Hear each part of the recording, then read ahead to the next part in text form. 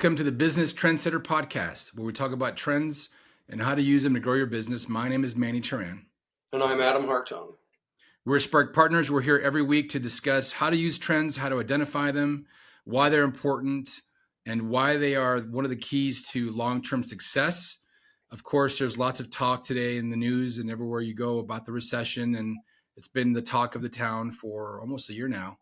And so I think what would be good today to discuss is really some things that you can prepare and really think about in your business as it pertains to the recession and kind of go down that route. And also, this is a bit of a precursor of a piece of collateral that we'll be putting through here to provide business owners with a template or a guidebook to really help them dive a little bit deeper into this and prepare their business for 2024 and beyond. So with that, Adam, we'll begin and give us your thoughts on the big R word and why it's important for us to know what it is and how to prepare for it. Well, I think, first of all, we want to go back and talk, remember where we've been for the last year and a half. Ever since Jerome Powell decided he was going to try to raise interest rates to take on inflation, I have been adamantly opposed to that policy, saying that it wasn't very helpful. In the meanwhile, we've had a lot of economists sort of step in with opinions about what the economy is likely to do and what we need to do with interest rates. And as I look at it, there's the big difference between what we've been saying, and we've been accurate all the way along, and what the economists as a group say, is economists tend to base their theories or their projections on the theories they built looking at monetary policy and economic policy in the past. And the one thing they don't do is go far enough back to take a look at actually what underlies those assumptions. In other words, what was happening in the 1970s and 80s with stagflation, what was happening in the Great Recession, not just policy-wise, but let's go into what was the country like, what was the economy, was it agrarian, manufacturing, and what were demographics like? Those are the things we look at. We start with those big trends. What's happening with manufacturing? What's happening with demographics? And then we start to help people build out their scenarios. These economists, as I keep reviewing the papers they write and they put into, and then what they say in the newspapers, are only looking at like economic policy and saying, well, if you do this with economic policy, this is the outcome. And they're frequently very, very wrong. And so right now, what we can take a look at is the fact that nobody put into place when we ended the pandemic, two big factors. One, we'd never stopped the supply chains the way we did in the pandemic. That never ever happened. There's no example, no world war, no civil war. There's no time where we've gone in and said we're going to stop the economy for 3 to 6 months, and then we're going to slowly try to get it going again. And leaving thousands of ships stranded with inventory, leaving manufacturing plants shut down with questions about whether they'll reopen. That had never happened before. Those of us that took a look at that part of it were saying, and in particular what you and I were trying to tell people was, listen, restarting these plants is not as easy as shutting them down. You can tell somebody to close it and they do, but to restart it, you've got a startup cost. And people say, well, I'm not going to restart it unless I know I'm going to make a bunch of money out of it. And so getting people back online required what? That they would raise prices in order to get back after it. Second, anybody that had inventory, there suddenly was demand because people have been sitting at home for weeks and months, and they said, oh, I want to go buy stuff. And so when they got ready to go buy stuff, then they wanted whatever it was. They said, okay, I'm ready to buy it, and I'll pay whatever I have to. So business people, being what they are, said, if I don't have any backfill on my inventory, if I'm concerned how my supply chain looks, I'm going to raise prices. Instead of charging $10, I'm going to charge $12. And that kind of thing was happening. And we can look at the fact that demographics, the third piece of this, meant that we had a lot of people retire in the pandemic. The boomers are hitting the end of the cycle. I mean, we're at the very end of the boomers being part of the working population. And so if we took a look at what was happening with the demographics, we could see that there was going to be a shortfall of labor. There are not going to be enough people to bring the economy back on the way it looked 5 years previously. And so the shortfall of labor meant that, hey, you can do whatever you want, but the reality is that you're not going to throw a lot of people out of work. You're not going to have a big recession because there's just the demand exceeds supply in terms of labor right now. And so those were the things we kept saying, look, there's probably not going to be a recession, and I still believe there's not going to be a recession. I do believe that Jerome Powell has significantly damaged the economy for no good benefit. He drove up interest rates, which did nothing but made banks money and made the investor class money at the expense of the working man and people that don't have a lot of money invested. And I feel really bad about that because classically that's what bankers have done all along. They rape and pillage the people that they are supposed to serve. So let's take a I look mean, at look some at data. what it did to housing, of course, right? Yeah. I mean, the price of housing's dropped precipitously because mortgage rates went from 2% to 7%, right? And that didn't help anybody. It didn't, investors don't really want the 7% mortgages. That's why they're so high.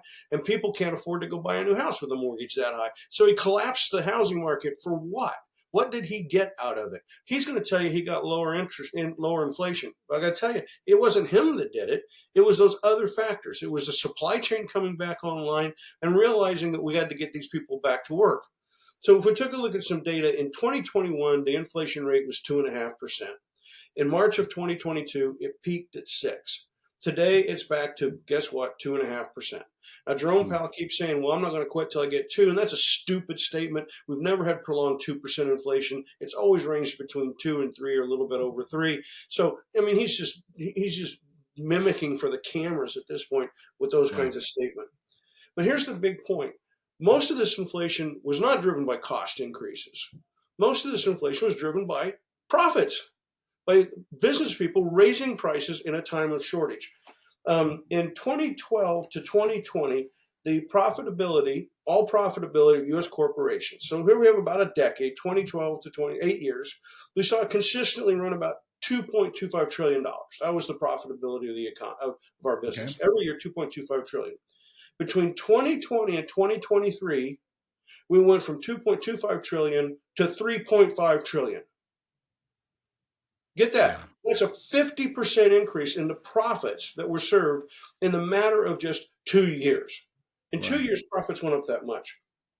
In the last quarter, corporate profits contributed more to inflation. This is from the Fed itself, contributed more to inflation than labor. So in other words, they're trying to say it's all cost-based, and we got unions being formed, and people not wanting to go to work, and prices are having to go up. I mean, cost of living is having to go up, and that's what's driving inflation. Well, actually, it's not true. When you dig inside and you look in the numbers, even the Fed themselves said that rising profits, have had more to do with the increase in inflation than the cost of labor. It's the first time it's been like this in over 18 months, and corporate profits, a share of the national income, which from the early 80s to early 90s ran about 8%. Corporate profits about 8% of the national income. They now are at 15.3%. Wow. In other Almost words, double. profits are at record level highs. Record highs. And an example of this just happened to me recently. Before the pandemic, I'm a Pepsi generation guy, right? I drink a couple of liters. I usually drink a 2-liter bottle of soda every single day. Don't talk to me about whether it's healthy or not. Fortunately, I do use the soda-free variety, but I enjoy that product. Prior to the pandemic, on average, I could shop sales at the grocery stores, and I was paying 88 cents to 99 cents a 2-liter bottle. Now it's $2.50 to $3 a 2-liter bottle. I have discontinued buying name brand products from Coca-Cola and PepsiCo because I simply can't afford it. I started buying store brand. The store brand I was able to pick up for $1.29. Now, think about that. That's 30 cents higher than what I was doing at 99 cents. So we're talking about a 25% increase in the cost. And Right. then this week, the grocery stores where I live, where I'm spending time, raised their price from $1.29 to $1.49. That's 20 cents a 2-liter bottle. But if you look at that 20 cents against $1.29, it's a 15% price increase.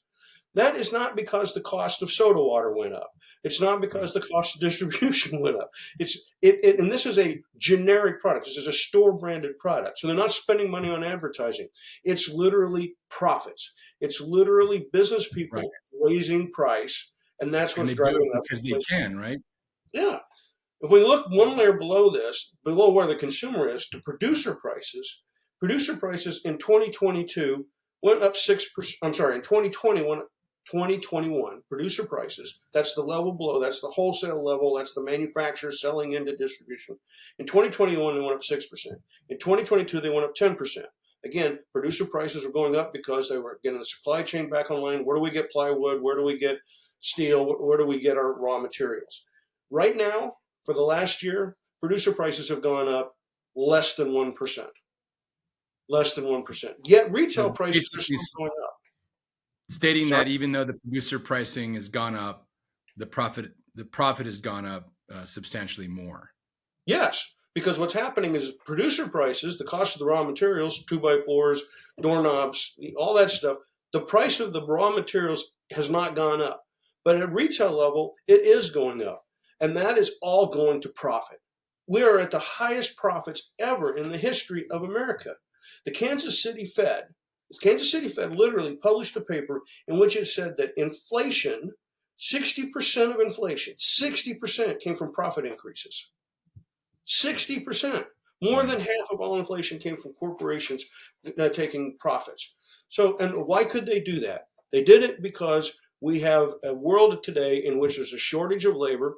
People are going to work, they're making money, they've got the money, they can pay for it, so they do pay for it. There's a lot of complaining going on, but they're not saying, "Oh, look, if Pop's at $2.50 a 2 liter for a Coke, I'm just going to quit buying it." Very few of them are doing that. They're saying they're buying it and complaining about it, and Coke and Pepsi are making record profits out of it. Yeah. And as long as the demographics continue to favor this, which it will for another 15 years, it puts pricing in a situation where the manufacturer can continue to say, "Look, I'm in a beneficial situation that labor can afford to pay for this stuff," and they will. And so consequently, we could, it's going to be tough to keep inflation down.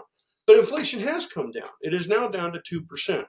So do I think that we're going to have a recession? I think I think Jerome Powell will do everything he can to ruin the economy. I think he's the absolute worst Fed chair that has ever been in the history of America. He's a lawyer. He's not an economist. He's not a businessman. He should never had the job in the first place. And he's got all the wrong assumptions built in to why he's trying to drive us into a recession. We shouldn't have one. Because let's take a look. I like what you said there. I like what you said about driving us into a recession, because I think a lot of the pundits you hear, the news people is, oh, it's coming, it's looming, and this and that. But like you and I have said, the source of it is some of these economic policies that are driving the fear into the business owners that are creating the big, media storm. And I think it's a self-fulfilling prophecy. And you know that I hate Larry Summers. I think he's one of the worst economists ever. I don't care if he was president of Harvard University, my alma mater. The reality was he's a shitty economist because he builds his whole life on assumptions based upon the 1970s and what happened with the era of stagflation. And he keeps rerunning that cycle saying it's going to be the same. So all of his estimates and all of his assumptions about what was going to happen in this era were based upon a different point in time, actually based upon the time when the boomers were being the best ever. We had most boomers out there where none of us had leverage to try to control our labor costs, where unions were failing right and left.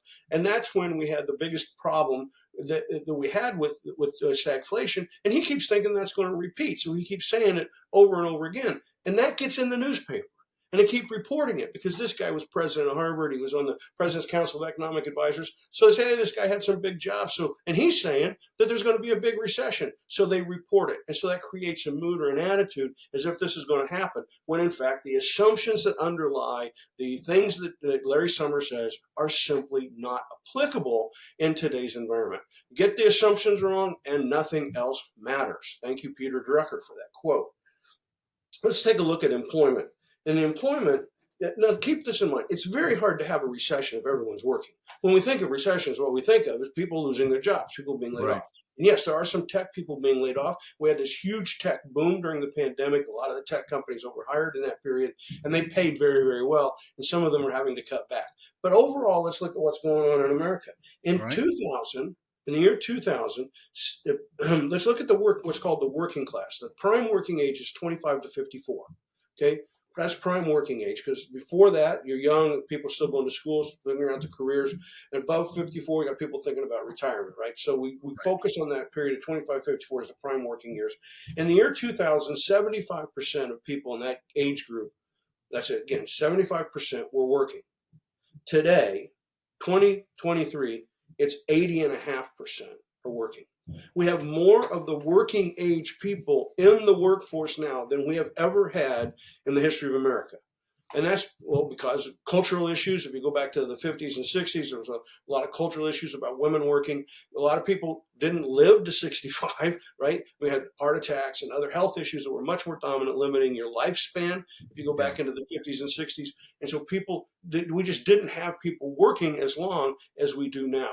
And so the reality, though, is that the people that are working, prime working age, we have more of them in the workforce than ever. How are you going to have a recession when you can't do that? When these people are all working and they're all making money? And we can let me give you a quick example, Adam, about here in Arizona. We're experiencing a tech boom, a lot driven by the CHIPS Act. Yeah. And all these big corporations are putting multi-billion-dollar plants in the Phoenix area. They just announced another company is doing that here recently.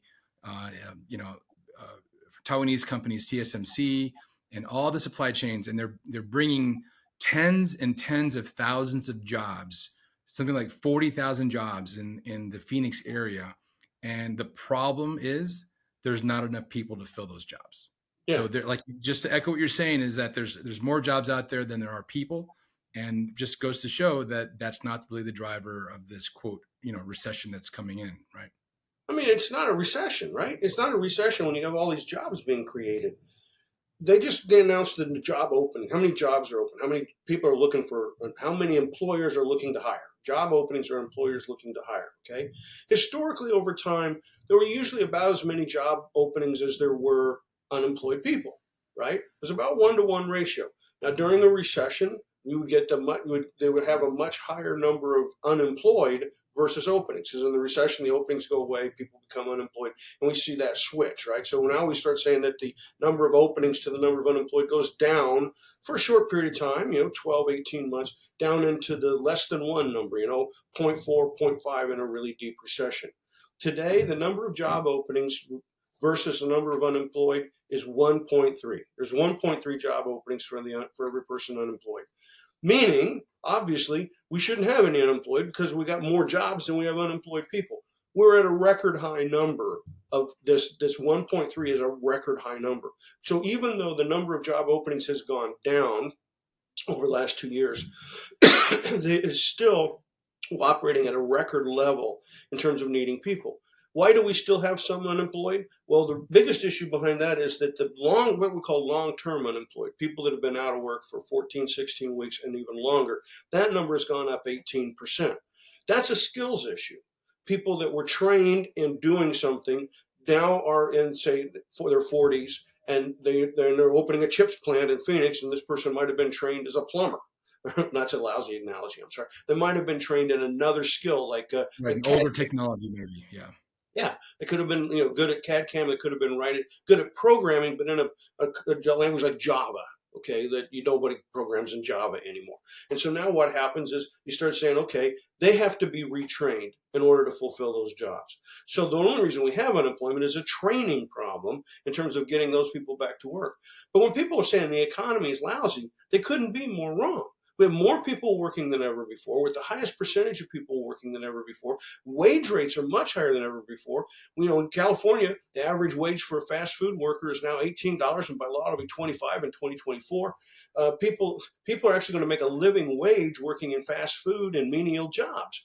So but what are they complaining about? Well, the prices are going up, but are prices going up because of economic policy and fiscal policy? No, they're going up because businesses are charging more and they're more profitable. And so that's creating a cycle where that profit comes back into the company, and now that company can pay it out to the rich in forms of dividends, stock buybacks, or maybe they'll invest in new products. The reality is that if we look at this, there's no reason for there to be a recession unless the Fed just absolutely adamantly will take their foot off the brake. The second thing is that what should you be doing? Well, the interesting thing is that McKinsey, thinking we're going to get into a recession, did a big study. It started a year ago, taking a look at how companies performed in 2008 to 2010. And they used a very, very large sample size of like 1,500 companies. And they said, in that great recession that we had, what happened to companies and how did they perform? And they broke companies into two groups. They said there are those who said, we're going to build our way out. We are going to invest in revenues during the recession. And then there were those who said, I want to keep my powder dry. I'm going to be careful. I'm going to hang back. I might retrench a little bit. I might let my business get a little soft because I'll wait. I want to be safe. I want to be conservative. I want to be careful. And I'm going to come back out the other side. We now have the results of that study. With 2007 as the base year, so all companies are at 100, okay, index of 1, or index of 100. In 2008, so the next year, those who said, going into this recession with a builder strategy, they were doing index of 110. Those who said, I think I'm going to be conservative, had an index of 107. Okay. So we start to see a little bit of a difference. But then the recession hits in full. And in 2009, what we see is that there's some contraction. But those that were in the builder mode, their revenues went from 110 to 104. Okay, so they went down about 4 points, 4%, 4.5%. But those who were in the defensive mode dropped to 95. In other words, they're now smaller in Hmm. revenues than they were in 2007. In 2010, now the recession is ending, and those with a builder mentality jumped from 104 to 115. Those with a defensive mentality, they're trying to get back on track. They get to 102. So they start to get back to where they were in 2007. It's now 2010, 3 years later. By the time we get to 2011, the builders are at 135, the index of 135, whereas the ones that are defensive are at 111. Or basically, they're at the same place where the builders were back in 2008. Those Hmm. who had a builder mentality did three times better than those with a conservative defensive mentality. So what I would say is, are we going to have a recession or not? I don't think so. I think that the economy is in one of the strongest positions it's ever been in. We've got corporations doing usury pricing, getting the most profits ever. There's never been a better time to invest in growth. Never been a better time. You ought to be Well, out there. that's the thing. I think a lot of business owners are, they're getting all this information from the media primarily.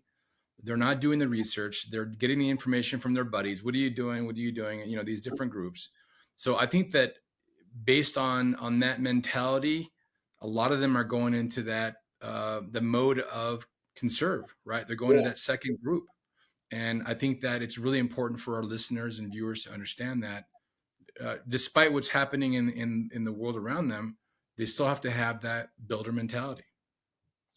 Looking at the period of this century, 2000 to today, 2023, another thing McKinsey identified in this study was that, in fact, 50% of revenues 5 years in the future will come from products that don't exist today. In other words, every 5 years, half of everything you sell is something that doesn't even exist today. If you Right. sit out a cycle, whether it's 1 year or 2 years, look at how far behind you're falling. You're now 20 to 40% off in terms of new product development, getting to the next wave of things that customers are going to buy. Half of all revenues, again, 5 years out, half of all revenues will be from things that do not exist today. Yeah. That's why we have to constantly invest in new products, constantly invest in Yeah. new solutions for customers, right? Yes. I think this is a good time also to discuss the concept of disruptive innovation versus sustaining innovation, because I think that's the bedrock of exactly what we're talking about right here. Yeah. I mean, the reality is if you keep trying to sustain, the world's moving forward. And you're trying to defend and extend an old past, right? And nobody's, it's like being in the bicycle business. Bicycles, when all people could do was walk, the bicycle was a great invention. But once we figured out how to put a motor on a set of wheels, the bicycle was just no longer a marketplace for growth, right? And so, as much as we can enjoy it, bicycle collectors, and there's a couple guys on TV that talk about this a lot. The reality is that it's a small market. It's just a handful of people that enjoy the history of bicycles, and therefore they're collectors. There's no real economic value in being in the bicycle business because the world has moved on. And that's what we're increasingly looking at. I mean, the PCs that we use are going to become like bicycles because, just nobody's going to see a need for that type of technology with a built-in hard drive and with the internet everywhere. It's going to go away. So artificial intelligence is already coming along, making a lot of things we used to do unnecessary. I don't need to bring 5 people in a room to do a brainstorm now. I can sit down, write down the questions I would brainstorm with people, run it through ChatGPT, and I'll get that first slate of ideas that I could use Yeah. for a brainstorming meeting. So I'd avoid a 4-hour brainstorm of using 5 people, which are now use 20 human hours. We can avoid all that and get started with some real meat whenever we want to talk about our next development. Because Chat GPT is giving us, if I want to develop a press release or I want to develop an ad, I can generate 5 examples of that on Chat GPT, and then I can hone in on what do I want to say, how do I want to say Right. it, and save myself a lot of work. So you have to be sitting there saying, okay, I'm not going to just try to sustain as I go forward. That is a failed solution, right? What you have to say is, I'm going to start to look harder at how I can grow utilizing new technologies. Now, so the study, McKinsey study, basically, they didn't interview me, but if you're listening, the people listening to this have listened to our podcast for a while and realize that I'm repeating from a McKinsey study what we've been telling them all along. Their number one thing that they thought people should do today is invest in automation and artificial intelligence. Whoop-de-doo-dah, Yeah. pop the champagne corks. Isn't that wildly insightful, right? Right. What we've been saying for a year and a half, right? That because of labor shortages, you're going to have to invest in automation. And artificial intelligence is a form of clerical worker automation, right? Like it's a machine to do what a human used to do. So the number one thing we ought to be doing is right now is out there saying, hey, look, how can I find new ideas for businesses? How can I grow? How can I move? And that gets me out of my labor problem where can't hire people for the jobs. Yeah. There's not enough. So I'm going to have to everything to invest in machines to flip hamburgers, to machines to change oil, to changing out my internal combustion fleet of vehicles for electric ones, just so I can save on maintenance people because I won't need the maintenance people.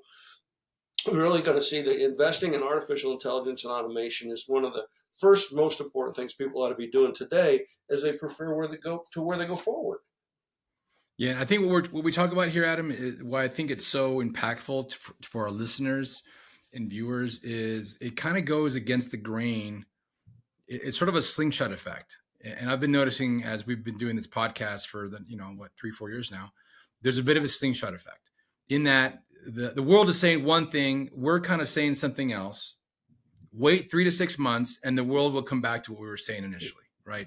The idea of, the sky is falling with this quote unquote recession and, how can business owners quote prepare for this? But ultimately it has to be based on how do you build revenue besides or above and beyond what's happening around you, and this is the challenge. And I think this is really the opportunity for business owners to grow their business. That McKinsey report is very, it really shines light on this problem exactly. So this morning I was on a call. I'm in a group of people. They're a group of quote unquote innovators. We have an occasional group call. And one of the people want to talk about artificial intelligence today. And one of the things that came up was, well, artificial intelligence it actually runs you towards the mean. What you're going to get because of large language models looking at all this data out there is not going to get the exceptional idea. You're going to get the most common idea. And then, so they thought, well, that means that those of us in innovation don't have to worry about this. I was kind of like startled, like, well, wait a minute. A lot of what we often did was get the baseline set in innovation. What's the current baseline and what's the future scenario going to be? And when you're sitting there saying that you're going to let that having an automatic tool that can set the baseline doesn't affect you, I think you've already started off in a wrong direction. But it just struck me how these people who make their living around innovation wanted to somehow say that this wasn't going to affect them, which is that natural tendency, right? It's not going to affect me. As some more conversation went on, one of the questions came up, which was, how much do you trust your intuition, right? And the people in the group were kind of like, this is what's so important about humans is we have intuition and how intuition is so great and how we as innovators will be absolutely people that are going to hunt us out because we have intuition. And I had to stop the group and say, folks, I hate to say this, but intuition is the number one thing I fight. And they said, what? I said, when you use the term, what does your gut say? And I said, anytime I have a business leader try to tell me what his gut says, I have to remind him that that's based on all your biases. It's based on all your internal beliefs. It's based on your experiences. And the world, your experience with the world is one tiny decimal fraction of 1% of what's going on in the world. There's no way you know everything. And so when we make gut decisions, that's the worst way to make a decision. You might get lucky, but it's not sitting there saying, hey, I really went out and searched the data. Look at what we did here for the first 20 minutes of this podcast. Get some real data. What's really the source of inflation? It's profits. What's really happening in terms of the labor market? Not enough people. And then start saying, does that mean about where our future is going to be? Anybody who was trained 30 years ago could come up with wrong assumptions about what's happening today because the bias. I mean, that's what Jerome Powell, I keep saying this, Larry Summers, these people are so biased by their background, by their past, that they're unable to see what the reality is of the context in which we sit today to do effective scenario planning. So it's not about intuition. Intuition has so much bias built into it. You have to have people that will come at you and help you get the right data so that you can make good decisions and make good scenarios.